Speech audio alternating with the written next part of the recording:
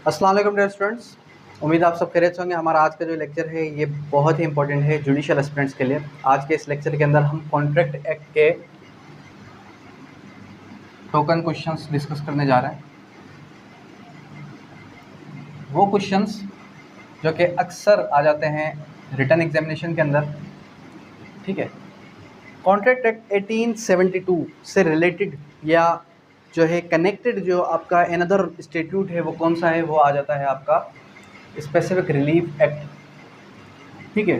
कुछ डॉक्ट्राइन्स ऐसी हैं जो कि कॉन्ट्रैक्ट एक्ट के अंदर और आपके ट्रांसफ़र ऑफ प्रॉपर्टी एक्ट के अंदर रिजेंबल करती हैं, ठीक है। डेट मीन्स के कॉन्ट्रैक्ट एक्ट को जब भी आप पढ़ रहे हैं तो कॉन्ट्रैक्ट एक्ट के साथ साथ या फिर उससे पहले टीपीए, स्पेशल रिलीफ एक्ट और साथ ही साथ सेल्स ऑफ गुड्स एक्ट पढ़ लें, ठीक है। अब ये तो अदर इंस्टीट्यूट हैं। आज हमने सिर्फ और सिर्फ महदूद रहना है कॉन्ट्रैक्ट एक्ट की तरफ। आज हमने कोशिश करनी है कि कॉन्ट्रैक्ट एक्ट के जो भी टोकन क्वेश्चंस हैं, मोस्ट रिपीटेड और इम्पोर्टेंट क्वेश्चंस हैं, उनको ही डिस्कस कर लिया जाए। इसके अंदर जो सेक्शंस हैं वो होते हैं नियर अबाउट कोई 226 सेक्शंस हैं और बीच का इसका एक जो पोर्शन है वो ओमिटेड भी है, ठीक है। तो नियर अबाउट कोई 170-180 सेक्शंस बनते हैं। अब सारे के सारे क्वेश्चंस को गो थ्रू करना स्टूडेंट्स के लिए नेक्स्ट टू इम्पॉसिबल भी और उसको मेमोराइज़ करना भी इम्पॉसिबल हो जाता है। तो कुछ इंपॉर्टेंट पोर्शन की अगर मैं बात करूं कि कॉन्ट्रैक्ट एक्ट के अंदर कौन कौन से आर्टिकल, कौन कौन से सेक्शंस हैं जो कि आपने वर्ड बाय वर्ड याद रखने हैं, जहां से स्क्रीनिंग, जहां से रिटर्न लाजमी आएगी। तो आपका सेक्शंस ये आप नोट डाउन कर लें। सेक्शन 1 से लेके सेक्शन 1 से लेके सेक्शन 60 तक। फिर आ जाता है आपका सेक्शन 124 से लेके 170 तक। फिर 172 से लेके 184 तक, ठीक है। और उसके अलावा आ जाता है आपका सेक्शन 56 और सेक्शन 10, सेक्शन 2 डेफिनेशन क्लासेस, और इसके अलावा सेक्शन 15 है। तो ये वो क्वेश्चंस हैं, वो इम्पोर्टेंट सेक्शन है जहाँ से सवाल लाजमी आते हैं। प्लेज से सवाल आ जाता है, डिफरेंस बिटवीन प्लेज एंड जो है आपका मॉर्गेज में क्या डिफरेंस है, या फिर प्लेज और पान, अक्सर पान पूछ लेता है वो, PAWN। अब ये प्लेज और पान में क्या डिफरेंस है, तो दोनों में कोई डिफरेंस नहीं है, वर्डिंग थोड़ी सी चेंज है। तो खैर कोशिश करते हैं आज के क्वेश्चंस को समझने की। सबसे पहले एक हमारे पास क्वेश्चन है,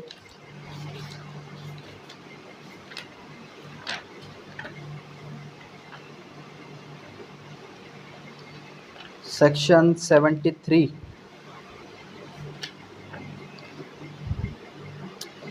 जी, तो स्टार्ट करते हैं। सबसे पहला जो क्वेश्चन आ जाता है वो आ जाता है आपका, explain contract, what are its requirement and how it legally is provided, legality is provided. Question को ज़रा समझें। आप किसी भी क्वेश्चन को अटेम्प्ट कर ही नहीं पाएंगे कि जब तक आप उस क्वेश्चन को समझें ना, ठीक है, और ख़ुद से उसको लिखना शुरू कर दें, तो हरगिज़ आप उसको सही से अटेम्प्ट नहीं कर पाएंगे। पहला क्वेश्चन क्या आ जाता है,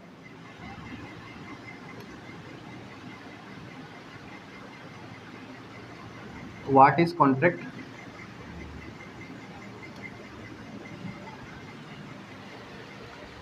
जी, what is contract, what are its requirements.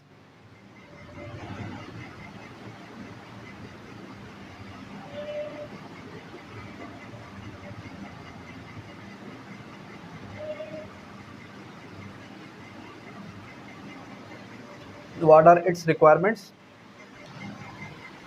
फिर how its legality is provided, legality is provided. पहला सवाल और इसका जवाब। इसका आंसर क्या कह रहा है कि the definition of contract is given under section 2 of the Contract Act appears to be built upon a succession of definitions of the elements which go to make a contract. आपने अक्सर सुना होगा कि all agreements are contracts but all contracts are agreements but all agreements are not contracts. ये section से 10 से जो है क्वेश्चन जनरेट होता है और सेक्शन 10 से ये जनरेट हुआ सवाल 2022 के रिटर्न क्वेश्चन एग्जामिनेशन के अंदर भी आया है। उसके बाद क्या कह रहा है कि which go to make a contract date agreement in order to constitute a binding agreement. The intention of the parties must be clear and ambiguous. The term of the contract must be acceptable to each of parties in detail in order to constitute a contract. It is essential that there should be essentials, proposal, acceptance, consideration. यानी कि सबसे पहले contract करने के लिए क्या होगा? Proposal, फिर एक्सेप्टेंस, फिर कंसीडरेशन, मुआवजा। उसके बाद फिर क्या होगा?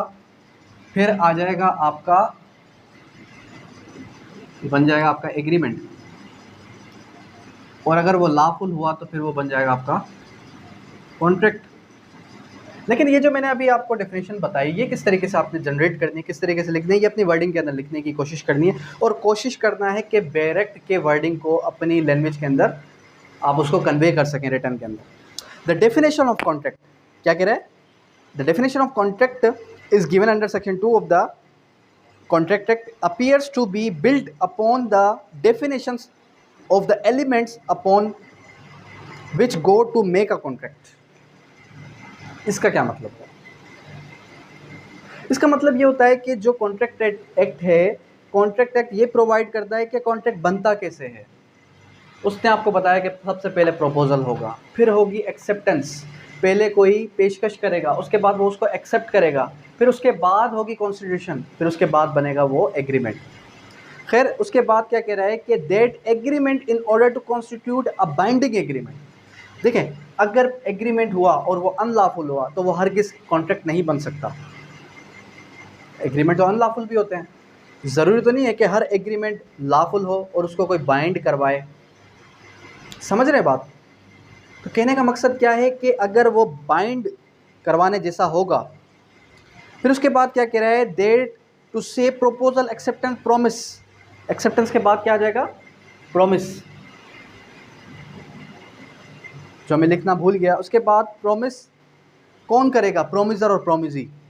कंसिडरेशन होगी और उसके बाद कंसिडरेशन के बाद क्या होगा? वो बनेगा agreement. In order to constitute a binding agreement, a binding agreement the intention of parties must be clear.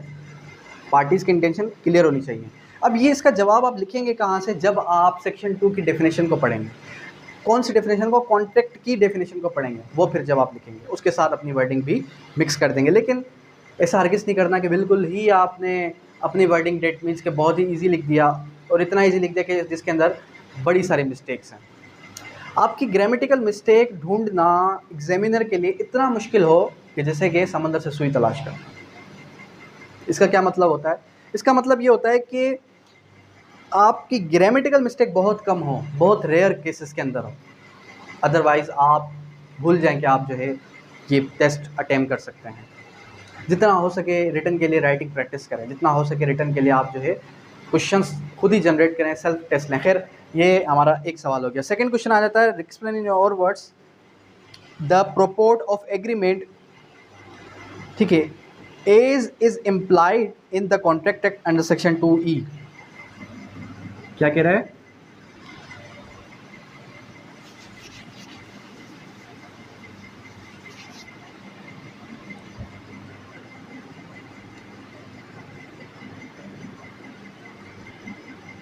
Explain in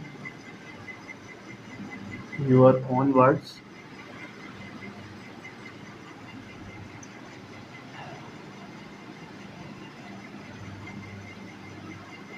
agreement Explain in your own words the purport of agreement. Is implied. Is implied under section 2 और फिर उसके बाद ई। अब section 2E के अंदर के अंदर जो डेफिनेशन प्रोवाइड की गई है, किस चीज़ की डेफिनेशन प्रोवाइड की गई है? आपके एग्रीमेंट की। वो ज़रा हम कॉन्स्टिट्यूट कंस्ट्रक्ट करने की कोशिश करते हैं, उसको समझने की कोशिश करते हैं। अब ज़रा आप खोलें section 2E।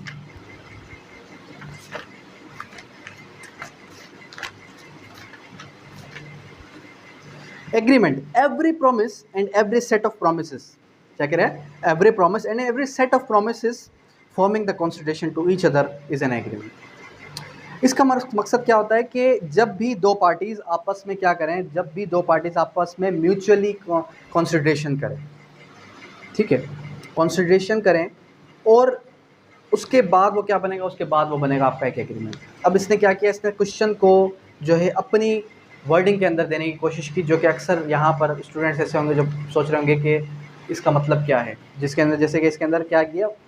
Explain your own words the purport of agreement. Purport क्या है एग्रीमेंट का? मकसद क्या है एग्रीमेंट का?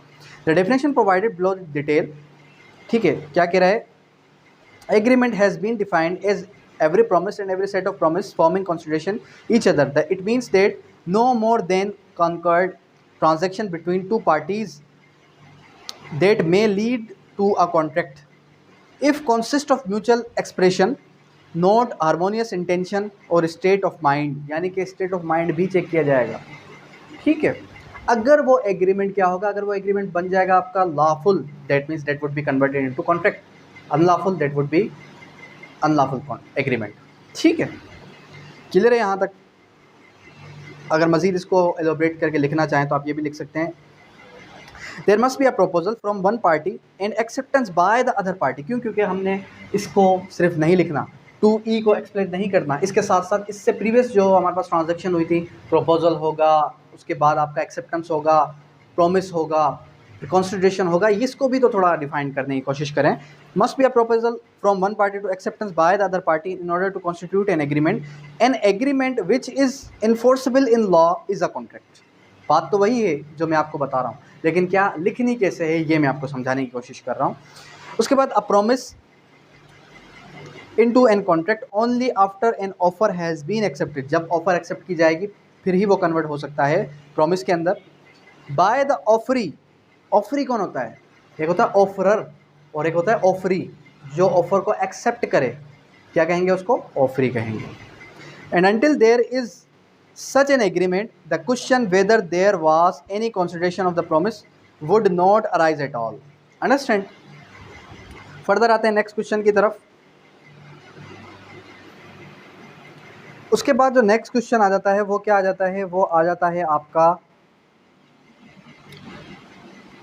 Question number define with simple meaning, sorry what every contract is an agreement but every agreement is not a contract.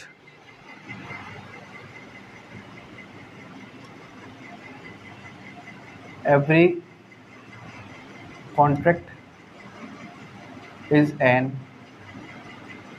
Agreement but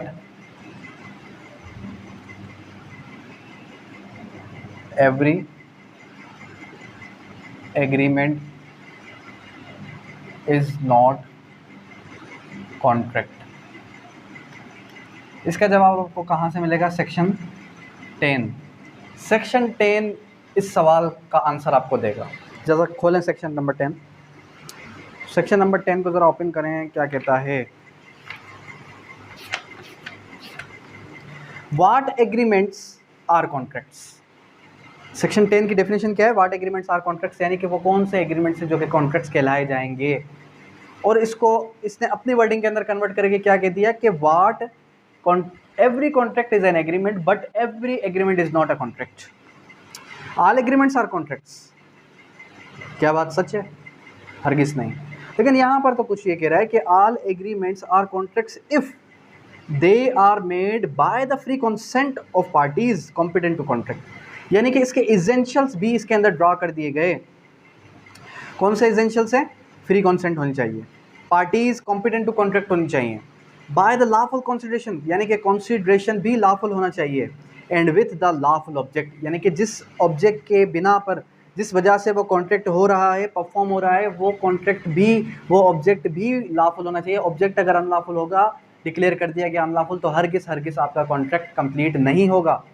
understand? उसके बाद and there is no here bar expressly declared to be void, या फिर वो declared wide contract ना हो। ठीक है, अगर वो डिक्लेयर्ड वाइड एग्रीमेंट होगा तो वो कन्वर्ट कॉन्ट्रैक्ट के अंदर नहीं हो सकता। उसके बाद nothing herein content shall affect any law for the timing in force expressly repealed by any other contract required to be made in writing, presence of witnesses और any law registration of document. कह रहा है कि ये effect नहीं करेगा किस पर, कि अगर दो विटनेसेस मौजूद हैं, एक आपस में एग्रीमेंट करते हैं और एग्रीमेंट करके वो प्राइवेट एग्रीमेंट करते हैं, तो उस पर ये इफेक्ट नहीं करेगा। इफेक्ट एनी लॉ, अगर इससे रिगार्डिंग कोई और कानून मौजूद हुआ तो जिसके अंदर विटनेसेस को बुलाया जाए, उसकी रजिस्ट्रेशन करवाई जाए, क्योंकि ये आपको रेफर कर रहा है किसकी तरफ? रजिस्ट्रेशन एक्ट की तरफ, या फिर आपको ट्रांसफर प्रॉपर्टी एक्ट की तरफ रेफर कर रहा है। खैर, इसेंशियल्स को समझ लिया आपने, क्वेश्चन को समझ लिया आपने सेक्शन नंबर 10 की बैरिक वर्डिंग को समझ लिया। उसके अलावा अगर कुछ और लिखना चाहें तो किस तरीके से लिखेंगे? That agreement is a contract which is enforceable by law. ठीक है, of an act provide only an agreement enforceable by law is a contract, यानी कि ऐसा एग्रीमेंट जो कि इन्फोर्सेबल बाय लॉ होगा तो वही कॉन्ट्रैक्ट कहलाया जाएगा। अगर उसके अलावा कोई और कॉन्ट्रैक्ट, कोई और एग्रीमेंट कॉन्ट्रैक्ट नहीं कहलाया जाएगा। नेक्स्ट क्वेश्चन आया था, the term force majeure is written in the contract deed. Contract deed, अब ये देखें, ये एक प्रैक्टिकल क्वेश्चन आ गया।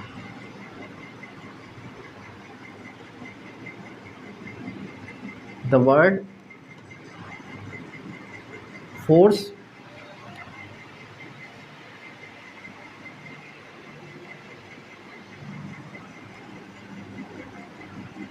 Major is written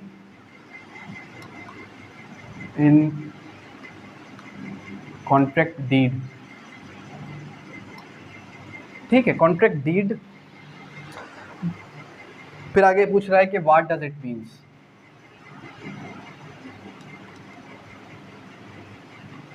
what does it means. अब ये जो क्वेश्चन नंबर 4 है, इसको ज़रा आप समझें। इसके अंदर आपसे सिर्फ एक वर्ड की मीनिंग पूछ रहा है, वो कौन सा वर्ड है? Force majeure. अब ये वर्ड हरगिज़ नया बंदा इसको सॉल्व ही नहीं कर पाएगा। ये एक ऐसा वर्ड है जो कि आपने कॉन्ट्रैक्ट एक्ट की पूरी बैरक की वर्डिंग के अंदर देखा ही नहीं होगा। ये एक प्रैक्टिकल क्वेश्चन है।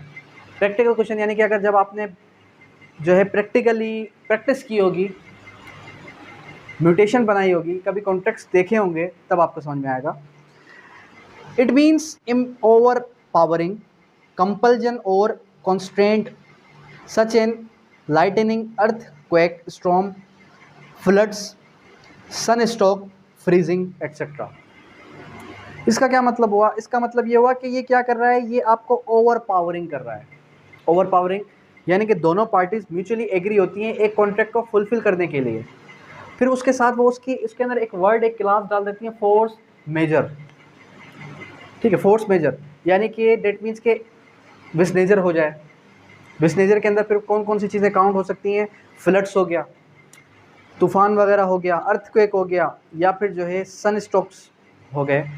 तो उस सूरत में पार्टी चाहे तो अब खुद को बाउंड ना करें उस एग्रीमेंट को, उस कॉन्ट्रैक्ट को फुलफिल करने के लिए। जाहिर सी बात है, टाइम पीरियड होता है कि भाई 15 दिन के अंदर अंदर ये शख्स बाउंड होगा मुझे पैसे देने के लिए, लेकिन उसके अंदर अगर ये क्लास, ये वर्ड मेंशन है, दैट मीन्स के 15 दिन के अंदर अंदर हो सकता है कि आंधी तूफान आ गया, अब भी उसको पैसे चाहिए, तो ये हरगिज़ एक्सेप्टेबल बाय लॉ नहीं है, क्योंकि लॉ आपको एक्सेप्शन भी प्रोवाइड करता है। लिमिटेशन पढ़ें तो लिमिटेशन के अंदर भी आपको एक्सेप्शन दी जाती है कि सर्टेन केसेस के अंदर आप जो है टाइम को क्या कर सकते हैं? कंडोन करवा सकते हैं।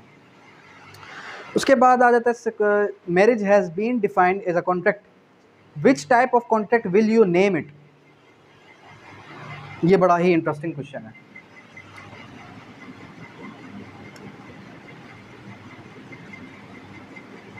Marriage has been defined as contract. ठीक है, यहां तक तो क्लियर है। फिर आगे पूछ रहा है, आपसे पूछ रहा है कि which kind of marriage is this.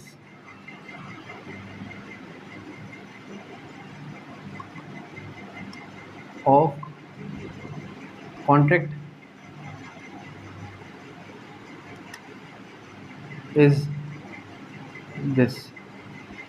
किस किस्म का ये एक कॉन्ट्रैक्ट है? It is a civil contract which has the object of procreation and legalising of children.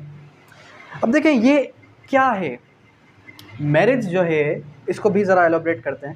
ठीक है, मैरिज एक सिविल कॉन्ट्रैक्ट है जिसके अंदर दो पार्टीज इंटर होती हैं और उसके बाद चिल्ड्रन की लीगलाइजेशन का प्रोसेस है। ठीक है, और उसका ऑब्जेक्ट, इसका ऑब्जेक्ट बड़ा याद रखना ज़रूरी है कि इसका बेसिक ऑब्जेक्ट क्या है, चिल्ड्रन के लीगलाइजेशन करना। वैसे चिल्ड्रन अगर विदाउट इस कॉन्ट्रैक्ट के एंटर किए अगर कोई भी बच्चे पैदा करेगा तो वो क्या होगा, वो इलीगल होगा, अंडरस्टैंड। लेकिन मैरिज होने के बाद वो क्या हो जाएगा, वो लीगलाइज हो जाएगा। सेकेंडली, एक स्टूडेंट ने बड़ा अच्छा सवाल किया, sir what is the difference between husband and wife relationship and secondly father and sun relationship. देखें, एक रिश्ता वो है जो आपको पैदा होने के साथ मिला, बाप का, भाई का, माँ का, ब्लड रिलेशंस। एक रिश्ता वो है जो आपने दुनिया में आने के बाद, मैच्योर होने के बाद खुद क्रिएट किया, लीगलाइजेशन यानी कि कॉन्ट्रैक्ट के अंदर इंटर होके, जिसको हमने मैरिज का नाम दिया। शादी कर लिया आपने किसी के साथ। अब बाप आपको, वालिद आपको, माँ आपको कह दे कि आज के बाद तुम मेरे बेटे ही नहीं हो, आज से मैं तुम्हें अपनी जायदाद से आग करता हूँ, व्हाटसोएवर, फिर भी उसके बाद भी आपके नाम के आगे आपके बाप का नाम लगेगा। आपके ना चाहते हुए भी आप अपने दुनिया के अंदर अपने बाप के नाम से पहचाने जाएंगे।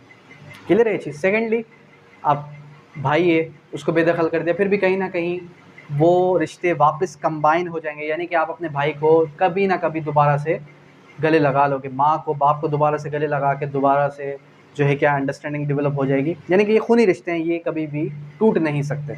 इन सिंपल वर्ड, अखबारों में दे दें बाप, व्हाट्सएवर, नटशेल में बताता हूँ कि ये रिश्ते टूट नहीं सकते। शादी क्या है, husband and wife, mister A और mister B, husband and wife क्या करते हैं, एक कॉन्ट्रैक्ट के अंदर इंटर होते हैं। शादी आगे बढ़ी, अगर वो म्यूचुअल अंडरस्टैंडिंग नहीं होती, वो आगे चल के क्या कर सकते हैं, इस मैरिज को डिसॉल्व करने का इख्तियार रखते हैं, इस कॉन्ट्रैक्ट को ख़त्म करने का इख्तियार रखते हैं। उसके बाद वो एक दूसरे से ला ताल्लुकी कर दें, उसके बाद वो एक दूसरे की शक्ल पूरी ज़िंदगी ना देखें, कोई फ़र्क नहीं पड़ता। तो ये आपको मेन डिफरेंस क्लियर हो गया होगा। उसके बाद आ जाता है, how can you explain the transaction of contract between the parties.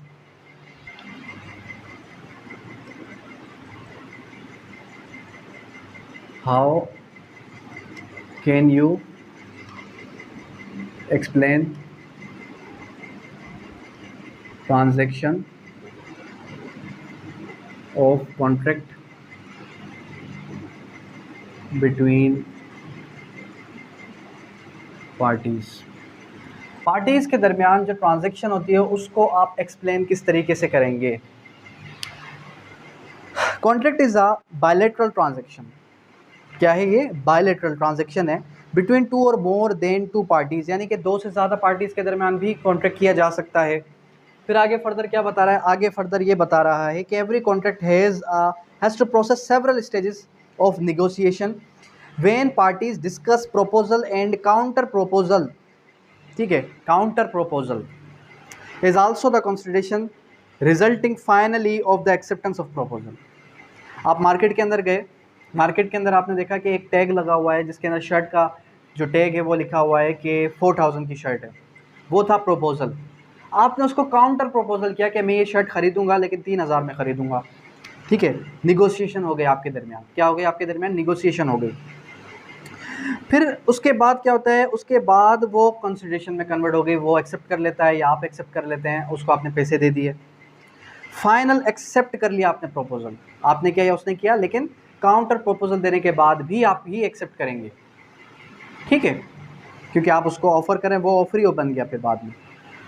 उसके बाद what happen when proposal is accepted, ये भी सवाल आ जाता है।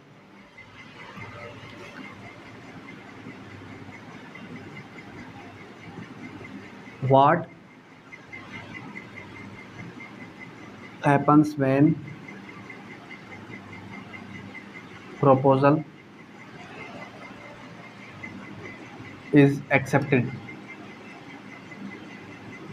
जब प्रपोजल को एक्सेप्ट कर लिया जाएगा उसके बाद क्या होगा? कह रहा है कि an acceptance of proposal given rise to an agreement. जाहिर सी बात है उसके बाद तो एग्रीमेंट ही होगा ना।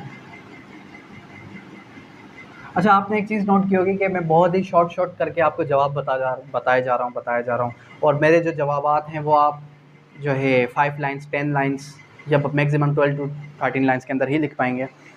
एक चीज़ याद रखें, this lecture is only for civil Sindh judicial aspirants. Punjab judicial aspirants के लिए हर किस लेक्चर नहीं है, पंजाब के लिए मेरे सेपरेट क्लासेस होती हैं रेगुलर बेसिस पे, उसके अंदर भी हम इसी तरीके से लेक्चर्स को रिकॉर्ड किया जाता है। लेकिन अब यहाँ पर आज जो हम समझ रहे हैं ये समझ क्या रहे हैं, कॉन्ट्रैक्ट एक्ट के टोकन क्वेश्चंस जो कि सिंध जुडिशरी के अंदर रिटर्न के अंदर पूछे जाते हैं, स्क्रीनिंग के अंदर पूछ ले जाते हैं। देखिए एक चीज़ को समझें ज़रा कि सिंध जुडिशरी के अंदर जो आपका कॉन्ट्रैक्ट का कोई भी क्वेश्चन होगा रिटर्न के अंदर या फिर आपके स्क्रीनिंग के अंदर, सॉरी रिटर्न के अंदर, तो वो मैक्सिमम ऑब्टेन करेगा आपको 5 marks.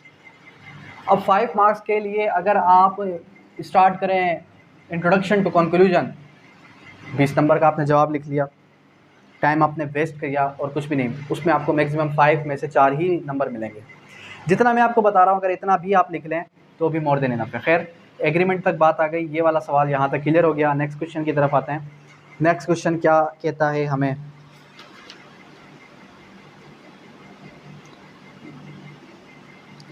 When contract what do you mean by voidable contract. ये बड़ा इजी क्वेश्चन है। अच्छा जी, when offer is completed, when offer is completed. Offer को कंप्लीट कब किया जाएगा, कोई भी ऑफर कब कंप्लीट होगी, सेक्शन 4 को ज़रा ओपन करें, उसके अंदर बताया गया है।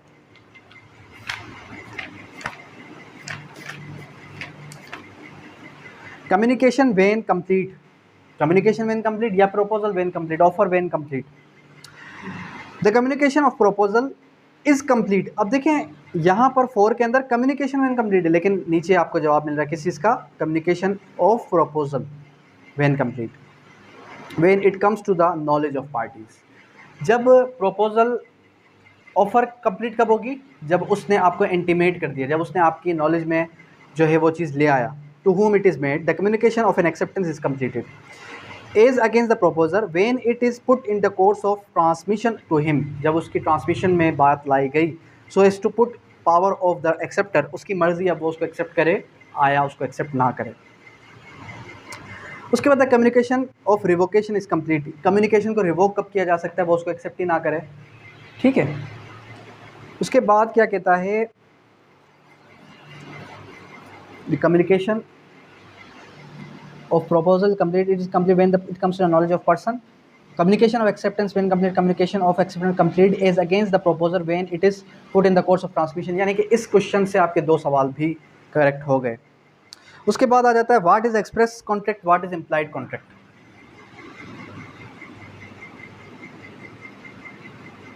एक्सप्रेस और इम्प्लाइड कॉन्ट्रैक्ट क्या होता है, एक्सप्रेस कॉन्ट्रैक्ट क्या होते हैं, इम्प्लाइड कॉन्ट्रैक्ट्स क्या होते हैं। सबसे पहले एक्सप्रेस को समझते हैं। रेसिप्रोकल प्रोमिसेस, क्या रेसिप्रोकल प्रोमिसेस लास्ट लेक्चर के अंदर मैंने कवर करवाया था आपको। Contained in a word of contract is an express contract. Reciprocal जो प्रोमिसेस होते हैं वो क्या होते हैं, वो सारे के सारे आपके एक्सप्रेस होते हैं। इसकी डेफिनेशन को भी आप लिख सकते हैं। इसकी डेफिनेशन क्या कहता है कि promise which form a consideration or part of consideration for each other is called reciprocal promise। reciprocal promise क्या होता है, जिसके अंदर consideration आ जाए each other का। उसके बाद implied contract क्या होते हैं, reciprocal promises made otherwise than in words, यानी कि लफ्ज़ों के बिना अगर आपको कोई कॉन्ट्रैक्ट करना चाहे तो भी वो implied contract है। सही है, तो 9 क्वेश्चंस हो गए। Last question, what do you mean by contingent contract।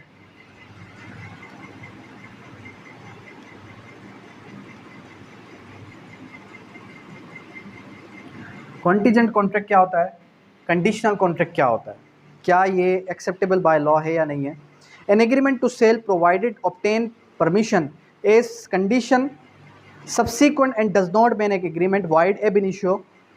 Section 23 Contract Act and otherwise where agreement is provided. अब सेक्शन 23 को जब हम पढ़ेंगे तो वहाँ पर हमें पता चलेगा कि agreement can not be perform without such condition subsequent as the consequences of operation of law otherwise or denial of such condition subsequent would result to frustration of a contract. अब यहाँ पर देखें कि इसके अंदर बताना क्या चाह रहा है आपको, इसके अंदर आपको ये क्लियर करवाना चाह रहा है कि सेक्शन 31 से लेके 36 तक एक पूरा का पूरा चैप्टर है जो मैंने आपको लास्ट टाइम कवर करवाया था कि कॉन्टीजेंट कॉन्ट्रैक्ट क्या होते हैं। बिलफर्ज एक शख्स कह दे कि अगर कल बारिश हो गई, अनाज डिस्ट्रॉय हो गया, तो मैं आपको आपके पैसे नहीं दूंगा या मैं आपको आपके पैसे दे दूंगा। ठीक है, ये एक्सेप्टेबल है। कंडीशन ऐसी होनी चाहिए जो एक्सेप्टेबल हो, इन्फोर्सेबल बाय लॉ हो। लेकिन अगर कंडीशन ऐसी हो कि अगर कोई शख्स ये कह दे कि अगर तुम चांद पर जाके जो है एक चांद से ये पत्थर लेकर आओगे तो मैं अपनी बेटी का रिश्ता तुम्हें दूंगा, ये क्या है, नॉट इन्फोर्सेबल है, नॉट एक्सेप्टेबल है। 23 को ज़रा गो थ्रू करें।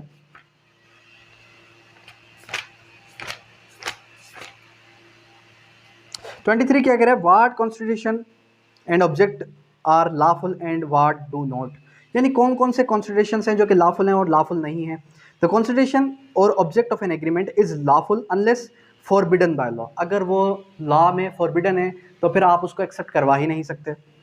सच nature that permits would defeat the provision of law और फ्रॉडुलेंट, या तो फ्रॉडुलेंट हो या फिर वो किसी भी लॉ की वायलेशन करे, डिफीट करे किसी भी लॉ को, सो आप उसको एक्सेप्ट नहीं करवा सकते। जिस तरीके से मैंने आपको कंडीशन बताई, लेकिन कंडीशन ऐसी थी जो कि एक्सेप्टेबल बाय लॉ होगी तो उसको आप एक्सेप्ट करवा सकते हैं, लेकिन अगर वो एक्सेप्टेबल बाय लॉ नहीं है तो आप उसको एक्सेप्ट हरगिज़ नहीं करवा सकते। अंडरस्टैंड, यानी कि कंडीशन ऐसी होनी चाहिए जो कि एक्सेप्टेबल बाय लॉ हो। फिर आगे हमने बताया कि फ्रस्ट्रेट ना हो, कॉन्ट्रैक्ट को फ्रस्ट्रेट ना कर दे, ऐसी कोई कंडीशन ना हो जो कि कॉन्ट्रैक्ट को आगे चल के फ्रस्ट्रेट कर दे। अब ये यहाँ से आपका एक और क्वेश्चन जनरेट हो गया जो कि बता रहा है क्या, doctrine of frustration. Doctrine of frustration is defined under section 56 of contract act. कि डॉक्ट्राइन ऑफ फ्रस्ट्रेशन क्या है, देखें, आप लॉफुली किसी के साथ एक एग्रीमेंट में एंटर हुए और वो कन्वर्ट हो गया कॉन्ट्रैक्ट के अंदर, अगले की नीयत नहीं थी उस कॉन्ट्रैक्ट को कंप्लीट करने की, या अगले ने पैसे आपको नहीं दिए, व्हाट्सोएवर, आगे चल के कुछ टाइम बाद वो कॉन्ट्रैक्ट ख़त्म होने जा रहा है, तो कंडीशन बीच में एक ऐसी कंडीशन इम्पोज की गई थी कि जो कि आपके नॉलेज में थी या नहीं थी वो एक अलग बात है, लेकिन क्या कंडीशन ऐसी थी कि जिससे आगे चल के दोनों में तजाद हुआ, दोनों पार्टीज़ में, और कॉन्ट्रैक्ट फ्रस्ट्रेट हो गया। फ्रस्ट्रेट मीन्स के ख़त्म हो गया, तो उसको हमने नाम दिया डॉक्ट्राइन ऑफ फ्रस्ट्रेशन का कि आपका वो कॉन्ट्रैक्ट फ्रस्ट्रेट हो चुका है। अंडरस्टैंड। तो ये हमारे कुछ टोकन क्वेश्चंस थे आज के जो हमने डिस्कस किए, और आई होप सो कि आपको समझ भी आए होंगे और इसके जवाब भी आपने लिख लिए होंगे जो मैंने अभी आपको समझाने की कोशिश की, वर्ड बाय वर्ड पढ़ा, तो आपने नोट्स भी प्रिपेयर कर लिए होंगे। अगर नहीं किए तो दोबारा से इस लेक्चर को रिवाइंड करके नोट्स प्रिपेयर कर लीजिएगा। अब यहाँ तक कोई क्यूरी, कोई भी सवाल हो तो कर सकते।